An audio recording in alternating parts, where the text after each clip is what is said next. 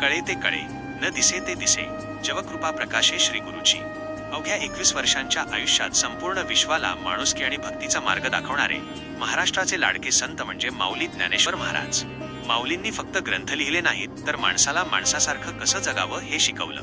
आजच्या धावपळीच्या आणि तणावाच्या युगात माऊलींचे विचार आपल्याला मनःशांती आणि जगण्याची नवी दिशा देऊ शकतात. आजच्या या व्हिडिओमध्ये आपण संत ज्ञानेश्वर महाराजांचे असे 5 महान विचार पाहणार आहोत, जे तुमचे जीवन बदलून टाकतील. माऊली ज्ञानेश्वरीमध्ये सांगतात की माणसाच्या पतनाचे सर्वात मोठे कारण त्याचा अहंकार असतो. जेव्हा माणसाच्या मनात मीच श्रेष्ठ ही भावना निर्माण होते, तेव्हा त्याच्या प्रगतीचे मार्ग बंद होतात. माऊली म्हणतात, पाण्यावर जसा तरंग येतो आणि नाहीसा होतो, तसेच या संसारात आपले अस्तित्व आहे. मग कशाचा एवढा गर्व करायचा? जर आयुष्यात सुखी व्हायचे असेल तर झाडासारखे नम्र व्हायला शिका. जितके तुम्ही नम्र व्हाल तितकी समाजात तुमची किंमत वाढेल. अहंकार सोडून सर्वांशी प्रेमाने वागा. ज्ञानेश्वर माऊलींनी भगवद्गीतेचा संदेश मराठीत अत्यंत सोप्या भाषेत मांडला. ते सांगतात, कर्म करत राहणे हाच माणसाचा खरा धर्म आहे. आज आपण काय करतो?